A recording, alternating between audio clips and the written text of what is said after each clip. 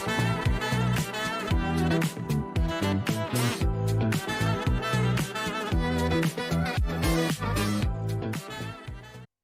it's Rita here, and I'm so excited to be joining you for this week's episode of the Deliberate Leader podcast, where we're looking at elevating your impact.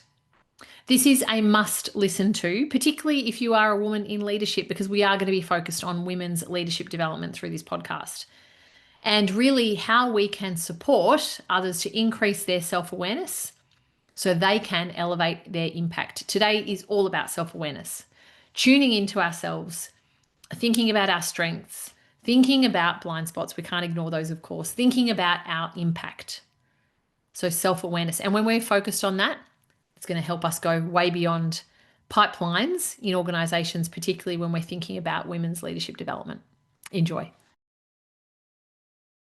Welcome to this week's episode of the Deliberate Leader podcast. And I'm so excited to be joined by a client who, and Anna, we've now known each other for must be over 12 months. But Anna Tsikouris, welcome to the Deliberate Leader podcast. Thank you, Rita. I'm really excited about this chat with you today. Me too. I've had such a great time working with you and your team that I was really looking forward to just delving into all things the Deliberate Leader with you.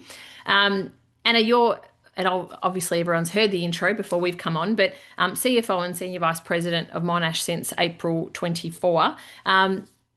What have you been doing before that? I know you were at ANU and then you've had some stints in some other organisations, but give us a little bit of a brief history about Anna and how she got into the CFO level. Yeah, I started, if I go back kind of to the start after uni, I started working with the Department of Human Services in Victoria. I actually did that during university as I was doing a cooperative year with my degree. And then after that, I moved to the UK, like most Australians do when they finish uni.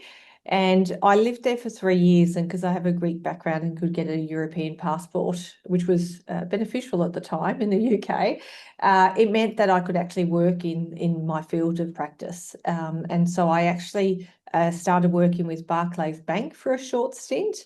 And then after that with Warner Brothers Entertainment, doing kind of management accounting and project accounting. Did that for a few years. And then after a few years in the UK, came back home and started working with Ericsson, so a large Swedish telecommunications organisation.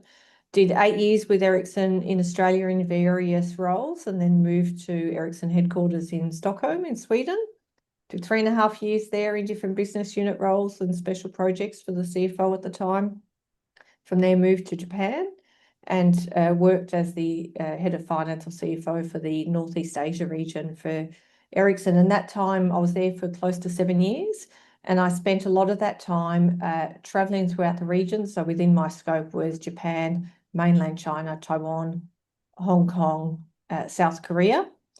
And so I spent a lot of time traveling and spending a lot of time actually in mainland China with that, before then moving back home to Australia, doing a short stint with ANU, and now with Monash. Yeah, beautiful. And Anna, when you, freshly minted from university, your first kind of grad intern role, as you described it, that co-op year, did you think at that time, did you have your sights set on Chief Financial Officer? That's what I'm going to do. No, absolutely not. Absolutely not. What were your dreams as a kind of, 21-year-old? Yeah, I mean, finance kind of is what I gravitated to naturally, but I always wasn't really clear of where I would end up. Kind of, I wanted to do what I was doing, wanted to progress through that. It came natural to me, but I always thought, I'm not sure if that's what I want to do when I really grow up. But let's try that and see how it goes. And I think over the years, what I've seen is that it's much more than finance, right? And you expand and, seeing that finance role much more than a transactional or a technical finance role, but actually how it intersects with the business and how it works with the business, and taking that broader business view, then I thought, actually, this is what I really enjoyed. This is what that real passion is. And I think I saw that a little bit when I was at Warner Brothers doing project accounting and getting involved across various projects. But I saw that really with Ericsson when I was working as the head of finance for the services business in Australia and New Zealand. and just getting involved with the business much more and being able to translate their operational decisions into financial impact and vice versa. And then I thought, actually, I quite enjoy that. And that's really where that passion sits. And from there, I probably thought, oh, that's kind of the broader finance role I want to be in down the track.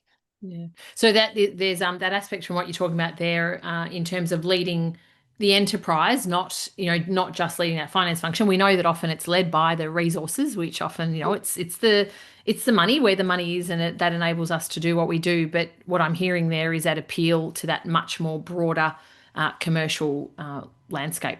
Absolutely. And if you asked me to do a lot of the technical accounting things today, I'm not the best person to do that. That's kind of what the team is really specialised at, right? And each person in the team has their specialised area that they know. I know a bit of each of that, but I'm not deep into that. So I'm much broader in that finance scope rather than being the technical expert on accounting standards or on tax or wherever it may be. I have that broader scope, and that's kind of what I enjoy.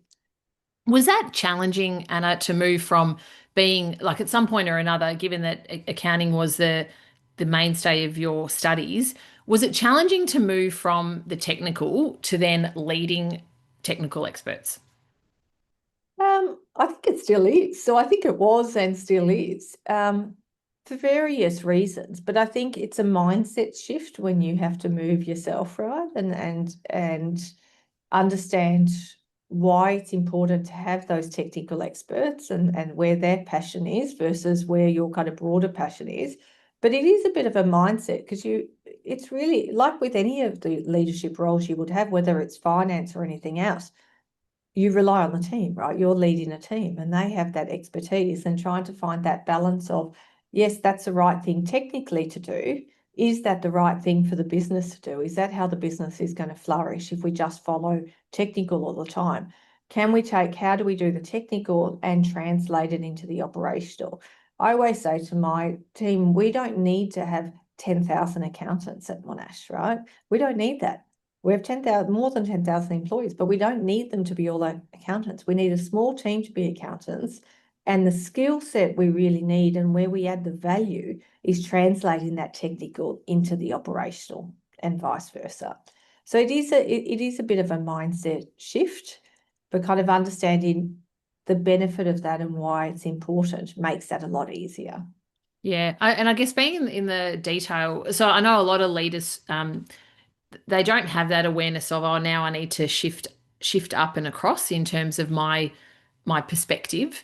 And I know you're also dealing at board level. So when you're and council level, as we call it in universities, but that if you were too across the detail, then it would be so difficult to then sit across a broader perspective when you are, for example, in council discussions.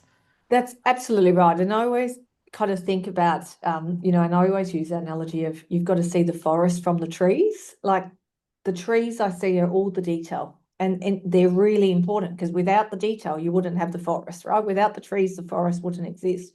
But I think as a leader, it's really important to stop and lift up and say, what does that forest look like?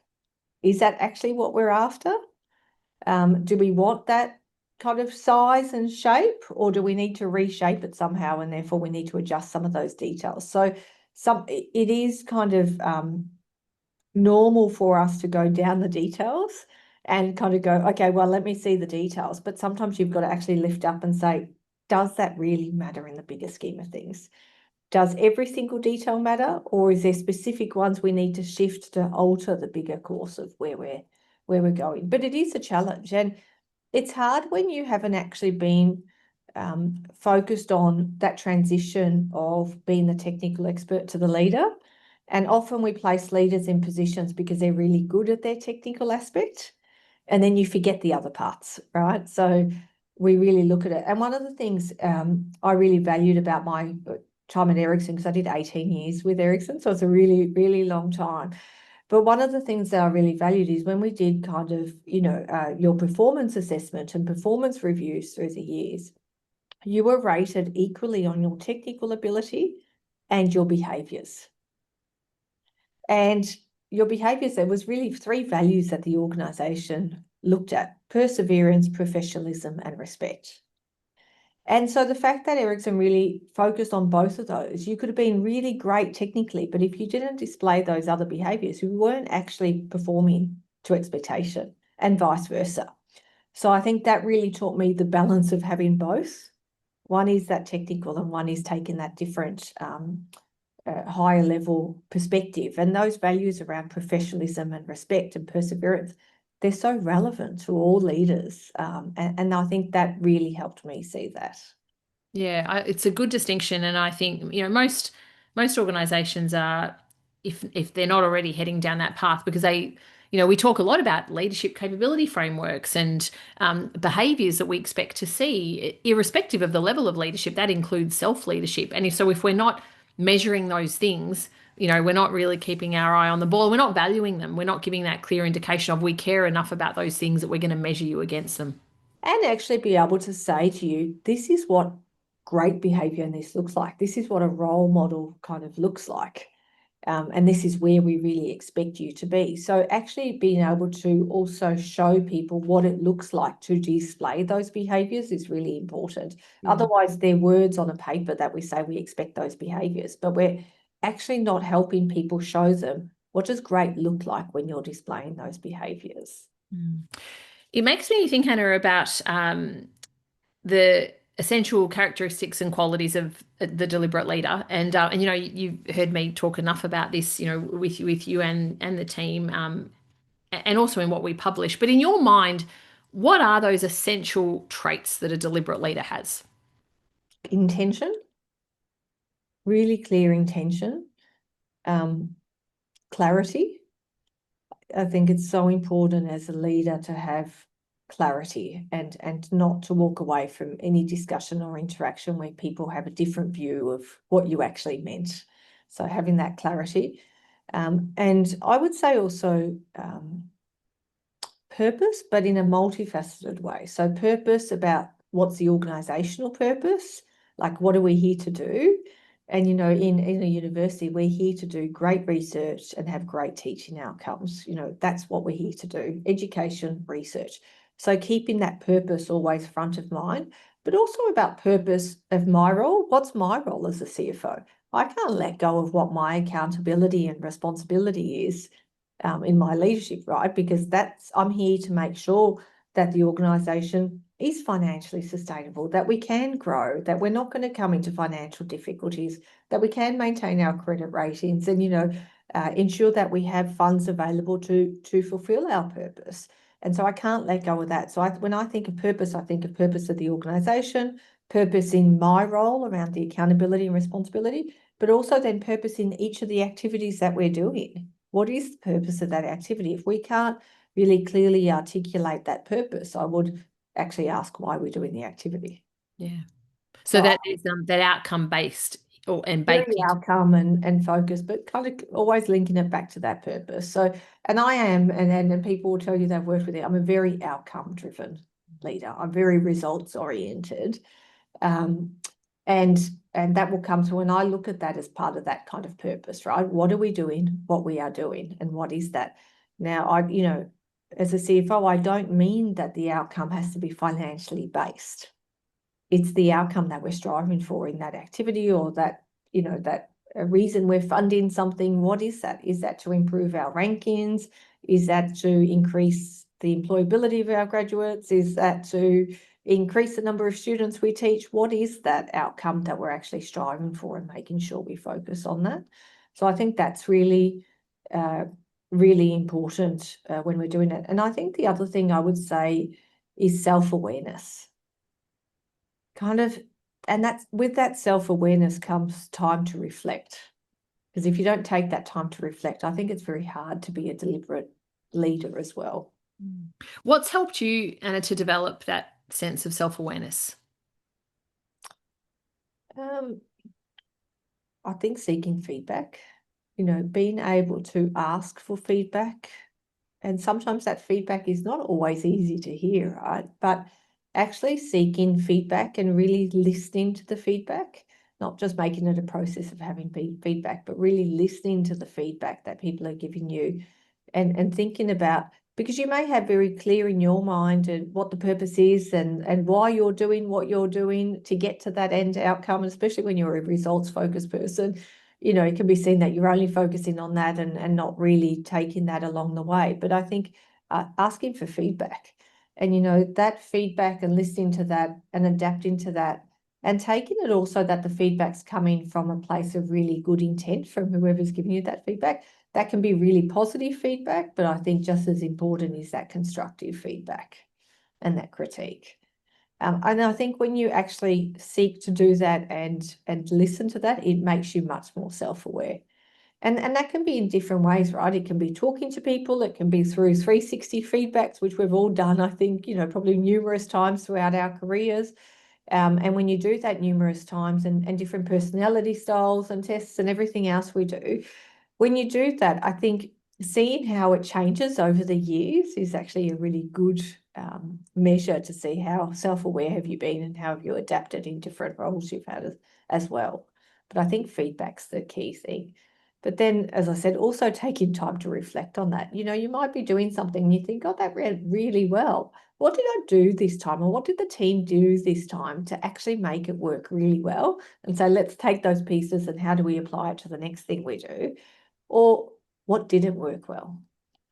And usually in those times that something didn't work well, I think that's when you can really reflect. And you've kind of got to be careful you don't analyze it to the extent that, it prohibits you from moving forward. But I think analyzing in your mind of what didn't work well, what would I adapt next time to get a better success? I think that helps with that kind of self-awareness. So I think that self-awareness and reflection kind of goes hand in hand.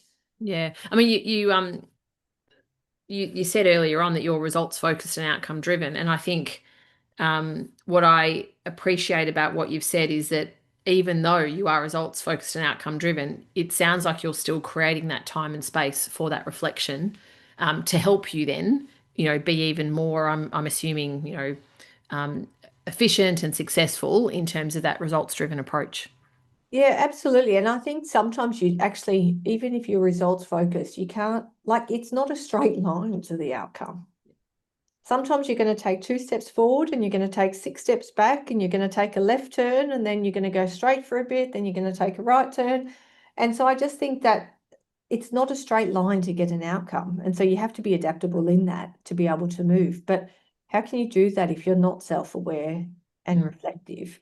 I think one of the things, I got told really early on in my career as kind of a piece of feedback was I'm so results focused that I'm running and I'm not really ensuring that people are along the same path and along that same journey. And I perhaps get that sometimes today too, right? It's hard to change your habit completely and who you are. But I think it's so important to go, hang on, I've actually got to trace back a bit because in my mind, I know where I'm going, but I haven't been clear in articulating that to everyone else. It's not that everyone else hasn't understood it. I haven't been clear in articulating that and ensuring that everyone's on the same journey and on the same path. So I think you've got to sometimes slow down in order to progress to that outcome you need. So it's finding that balance between just because we're results focused, it doesn't mean we're not going to reflect and have that self-awareness and slow down and redirect and take a different path to get there.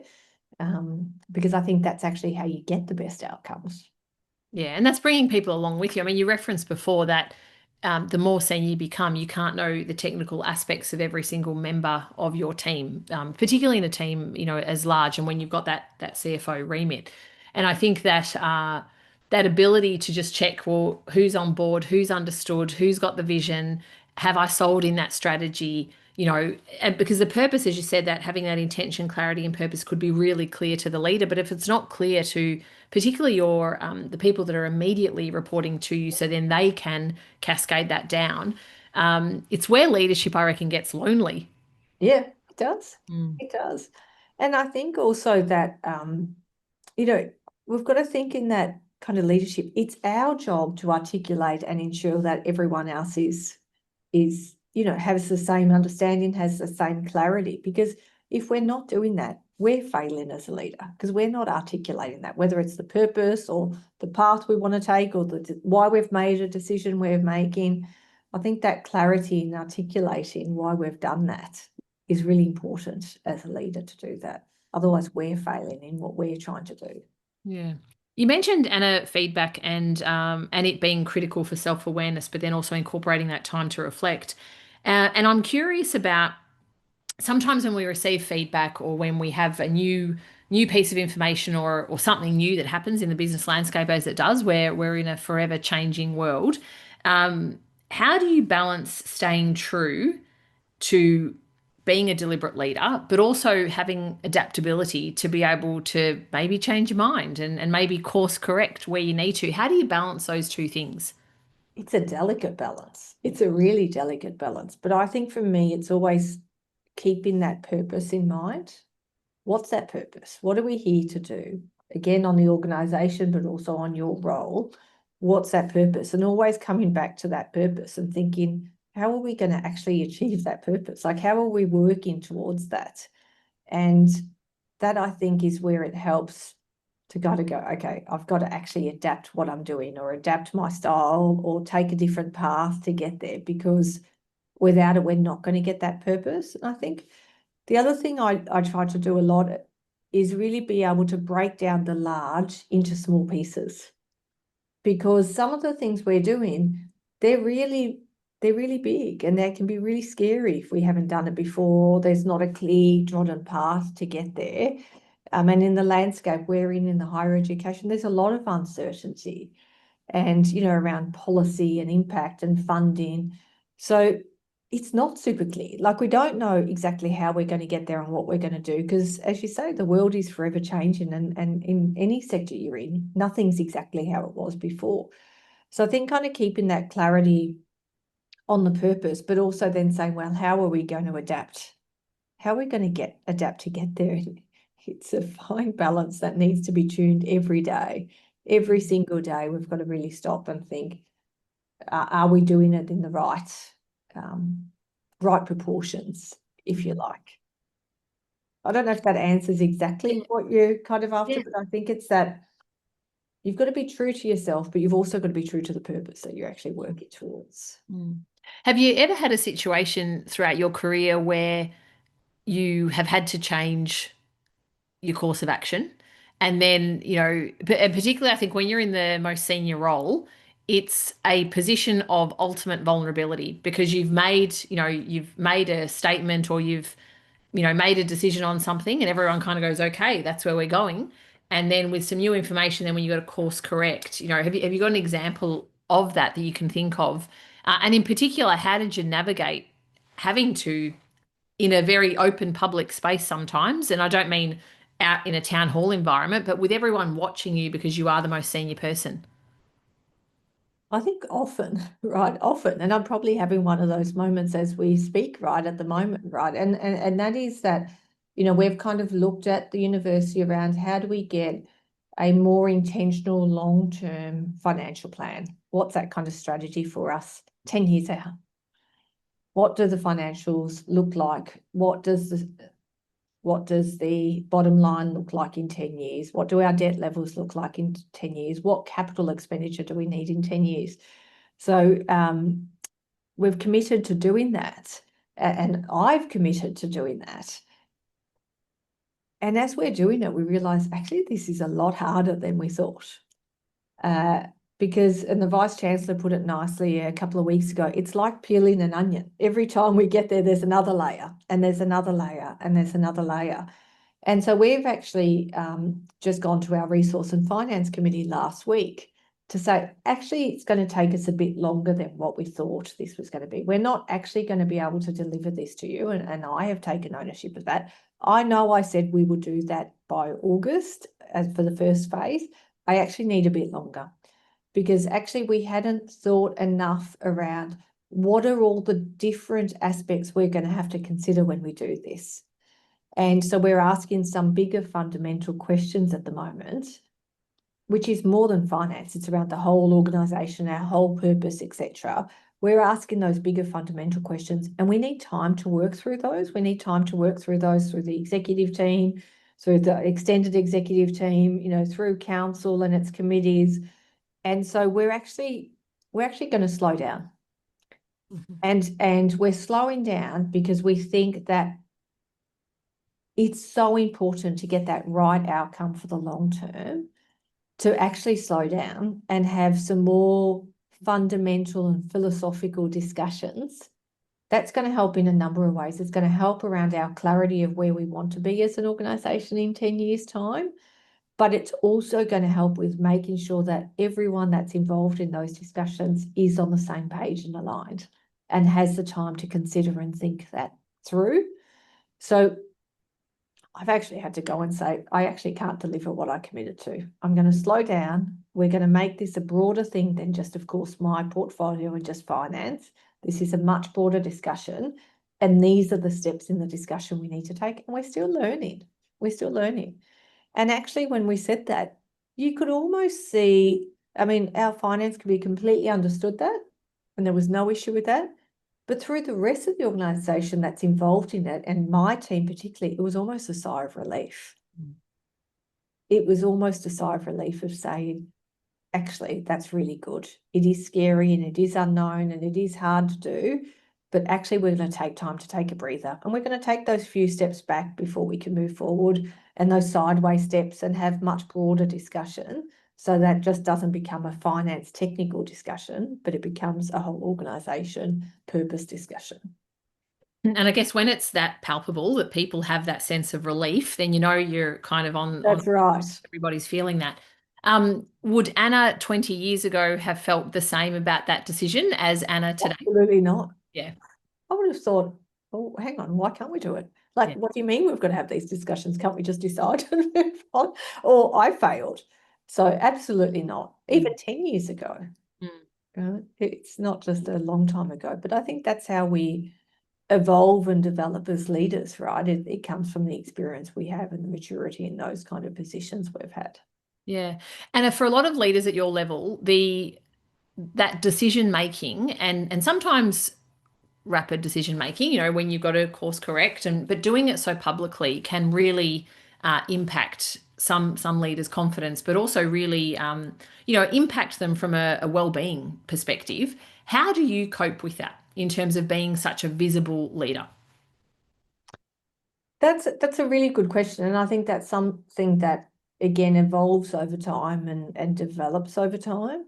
And I think taking time for yourself and doing things like, if I don't exercise in the morning, I'm not going to exercise. So I make sure there's some days a week I don't have meetings before 9 a.m. because I'm going to make time to go to a 6 a.m. class, exercise, get home, get ready, come to the office, and make it that time, because I find if I don't do that, then you're inside your head a little too much, right? You haven't taken that different perspective and you've actually had something else to do. But I think it's also, I know it's easier said than done, but not taking things so personally. Like, we're all learning, we're all developing. These aren't easy jobs, and they are lonely jobs sometimes, but no one's job these days is easy, right? So, and at times they can be lonely, but being able to not take it so personally and having someone to use as a sounding board to kind of say, are we on the right path here, or do I need to change my style? And again, it's that seeking feedback. So I think it's a balance of all those things, making time, you know, take time for yourself. Don't just get into it every day. And for other people, it's, you know, the opposite end of the day. For me, it works in the morning. So knowing what works. And, you know, I can be in meetings all day, every day, if I wasn't intentional about my time and saying, this is actually how I'm going to split my time. And I think taking time to do that and being intentional with your time and how you do that, to have that balance. And it's also a balance between your meetings per day versus not. Like, I try to say I can be in meetings all day, but I need a couple of hours during the day where I'm not in meetings. It doesn't have to be a 2-hour block at once, but it needs to be separate sections, because that's how I get my time to think and my doing time and reflecting. So it's taking control of that as well. Yeah, and I love what you're saying there about intentionally using your day in a way that works for you and setting up your day right. I think for a lot of leaders, we forget that until it's too late, and then we've got maybe some health issues or some other concerns, which means that then we've got to really be paying attention to how we're intentionally approaching the day. And it sounds like you've got a good balance around that. You mentioned, sorry, on that. it didn't happen 10 years ago or 15 years ago, right? I do remember sitting in my living room when I was in Stockholm in Sweden, and I was just, burning the midnight oil at both ends with work. And, I remember sitting at my dining table at 5:30 one morning doing some work, and I thought, what is this? Like, why am I starting my day like this? And then getting to the other end. So you almost get to that time where you think, I'm actually going to crash and burn. And that is your wake-up call. That's what it was for me. That's my wake-up call. So I will never let myself go back to that. I'm not saying I don't do long days or long hours when they're needed, but making sure there is some intent is really important. But usually, at least for me, I've pushed myself to that boundary where I've known, okay, that's it. Now I've got to pull back. And we also, I think, we also realize when we do that we don't necessarily maximize effectiveness. Like there is that law of diminishing returns. Absolutely. We're not getting the best out of ourselves, and we're not getting the best for our teams, for the organisation. Yeah. And we know because these positions are so visible that our teams are taking cues from us around what's accepted, what's the way that we work around here, what does success look like around here. And I think when you're role modeling those behaviors well, and really prioritizing health and well-being, then others around us will do the same thing. Absolutely. Yeah. You mentioned sounding boards too, Anna. Who plays that role for you? I think it's various people on different things. It's friends, but it's also different people I've met across my professional path that I keep in contact with, that I think, oh, this could be a really good person to speak to about this. So it's using a range of people depending on the task. I've also just gone back to using a coach. I'd stopped that for a little while, probably for a year or so, year and a half, and I've just actually started this week on Monday morning with a coach again. And I think that's really important to just have that kind of sounding board there as well. So yeah, it varies on people, but I would say I've probably got, one really good friend that I would use for that. But I've also got people I've met through my professional career, and I can think of a couple of people that I probably turn to quite a bit for that sounding board. Yeah. And it's good I think it's a good reminder for people who is what I would refer to, in your personal board of advisors. So who is it that's going to play that role, and knowing who to call on when. And it sounds like you've got that. For different things. Yeah. Yeah. And usually I will have them. Of course, you can always have people within the organisation, and that's important. And I have that too. But I like to have people outside of the organisation. For me, is really important. Yeah. And they've got a neutral, they're arm's length, and they can have that neutral response because they don't know necessarily the plays that you're talking about. They are not involved in the situations that you might be describing either. Yeah. And over time, you build up that trust. So, they can be quite open with you on feedback as well. Yeah. Yeah. And switching now to lessons learned, I guess, and, has there been a memorable lesson, or has someone shared with you, a piece of advice that you've really taken and then, continued to use throughout the course of your career, which has made you more deliberate in how you lead? Yeah, there is. And I can think of a couple that both came from the same leader who, and this was many years ago now, but I was working in an organisation that, very large, multinational. So, and there's always challenges when you're in these types of roles around compliance, internal compliance, external compliance, so many regulations, so many rules, whether it's accounting or anything else. And I chaired a compliance forum for probably, around 14,000 employees. And it becomes really important to make sure that you're clear around, in a large organisation, that there's really clear rules and guidance around things that are compliance related. But a senior leader said to me, you've got to think of it as a house, an abandoned house. If it has one broken window, there's probably going to become a lot more broken windows in that house, right? And people are going to go in there, and it's going to become, a house for vandalism or squatters or whatever it may be over time. But if you actually repair that window straight away, you won't be able to tell it's abandoned, because it's repaired and it's done. And a little bit with compliance, what he was saying to me was, don't let the little things go, because the little things are what people look for. And if we fix those little things and close any of those compliance issues on the little things, it will prevent the bigger things happening. Not always, but in large, you set a better scaffold for it. And that I've thought about often, because I think in everything we do, if we let the little things go, and as you said, there's in these roles, a lot of people are looking at you and looking at your behaviors. If you let it go, it's going to become acceptable. And so deal with the things when they're little, nip them in the bud when they're little, don't let them explode.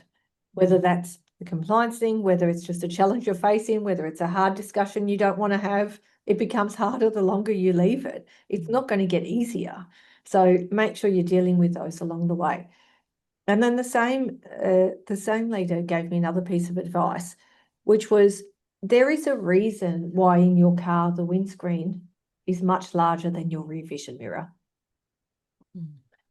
And you've got to look at that future, again, coming back to that purpose or the forest from the trees, you've got to look forward and not always look back. You've got to look back sometimes. You've got to see what's happening behind you.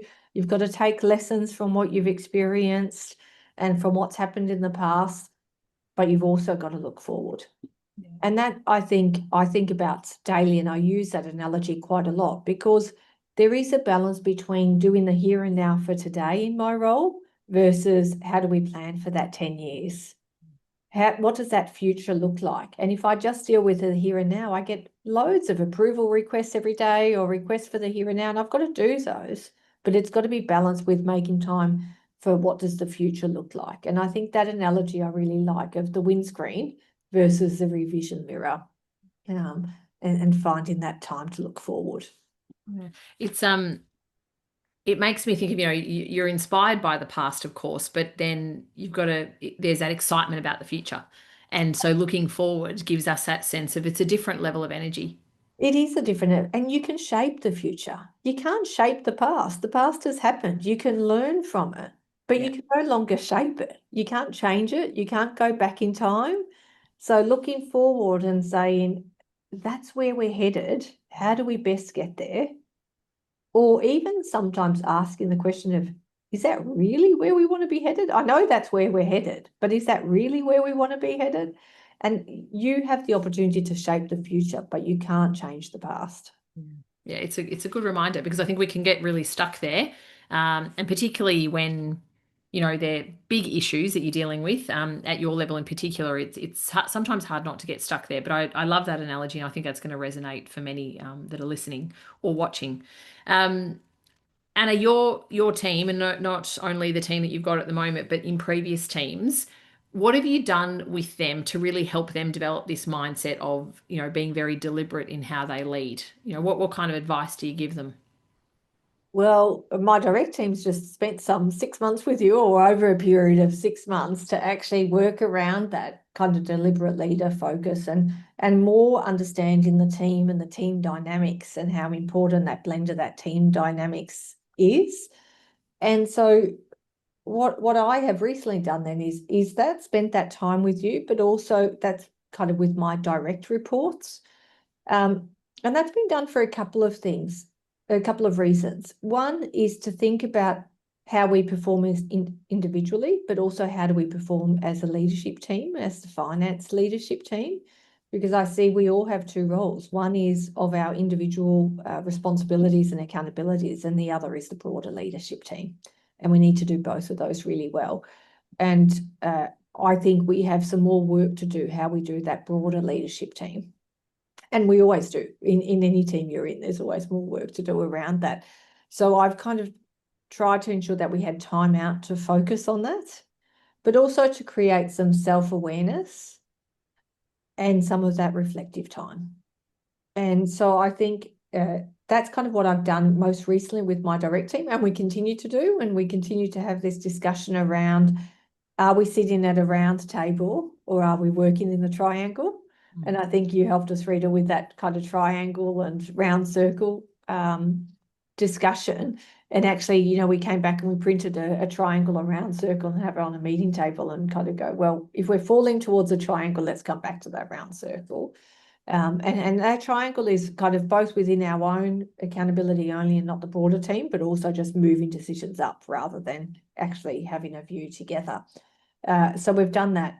But the other thing that I am doing with my direct reports and also other senior leaders within the finance organisation is looking at how do they get that external support, and whether we put formal coaching arrangements in place, or whether it's mentor-mentee relationships. So really making sure that we take some time both on the coaching side and the mentor-mentee.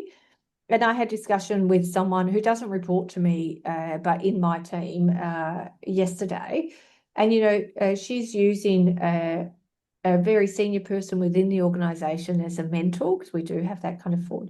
And she's getting so much value out of it, because she's just seeing that she can talk to someone else in the organisation and get a lot of guidance around that. So making sure that we have that opportunity, but also then having that time asking people to really stop and think about what is the purpose of what we're doing, or what their role is, or what they'd like to get something out of that, and always taking it back to purpose and intent. Yeah, nice. There's a lot in there, which is a good reminder about that reflective time and reflective practice. And these things, you know, working on becoming more deliberate, but also to the point you raised right at the start of this conversation, which is about mindset. It doesn't come, you know, just by osmosis. You know, it's that working on it and really being deliberate about it, as we've said many times, but it's carving out that reflective time, which I think, you know, is that encouragement for others to do the same. And I think that that's what works when we know that we're doing it, but our teams are then also adopting those strategies. Yeah. Anna, final words of wisdom. So leaders that are listening to this going, I want to be more deliberate. I love Anna's results-focused approach and that action orientation. What advice do you give them to help them become more deliberate in their leadership? Leadership is really important. It's about having people on board with you, because you're not going to achieve those results or the outcomes on your own. You just can't. When you work in a large organisation, unless you're working for yourself individually with no team, you can't actually do it that way. So really, leadership is about how do we get the best out of people? How do we be able to get the best out of them? One thing we haven't talked about today, Rita, is around that trust and having trust in people, because usually when people feel they are trusted, that's when they're going to bring their best selves to everything they do. So creating that environment of trust and safety for them to actually try things is really important. And that's our role as leaders. But we're not going to get those results or the outcomes unless we actually have a team that can work on delivering those. And trying to think about the leader around, you're not the doer, you're leading a team. And so ensuring that you keep that front of mind, and that you stop and you look at that bigger picture and say, are we doing what we need to do? And are the teams that are responsible for delivering certain parts of that bigger puzzle, are they clear in what they're doing? Are they trusted? Do they feel that they can have the scope to deliver what they need to deliver? I think that's really what our role is as a leader. How do we ensure that we have the right scaffolding for our teams to best develop? And understanding that and coming back to that purpose, intent, and clarity, and just thinking about those things every day, I think is actually what's going to help you do that. But having that kind of understanding, it's the team that delivers the results, not you. Yeah, it goes back to that mindset shift, Anna, I think that you mentioned right up front. And it's knowing the value that we add and that we bring is going to change the more senior we become. But also, even if you're at the same level, the capability of your team continues to increase and lift. So there is a natural step change that comes for the individual with that as your team continues to progress. Absolutely. Yeah. Anna, this has been a wonderful discussion. Thank you so much. I've enjoyed hearing your reflections, and obviously having worked with you and the team, you've got a good sense of how you lead. But I think this has been a wonderful conversation that will resonate for so many around, you know, in particular, making sure that you've got that time to reflect, putting in those reflective practices, and really understanding the energy that you need and what you you need to bring to that, but putting strategies in place that help you achieve that every day. Great. I Thank really you. enjoyed the discussion. Thank you. Thanks, Anna. See you soon. Thanks. Hey, it's Rita here. Thank you so much for tuning into this week's episode of the Deliberate Leader podcast. Today was about self-awareness, and particularly in the context of elevating your impact. It did have a focus on women's leadership development because at the moment I am really interested in going beyond pipelines, beyond targets, beyond quotas, beyond all those things that we normally talk about to help manage and measure women's leadership development. I want to go beyond that. I really want to focus on the impact for the person. So what's happening beyond them attending a program? You know, what are their promotional opportunities? Where are they going? Are they changing careers? Are they changing industries? Are they able to advance? Are they getting more money? Are they getting, you know, something out of attending these particular programs? What is it that they're achieving? So it's going beyond the pipeline. I hope you've enjoyed this episode. It's been a pleasure to bring it to you, and see you very soon.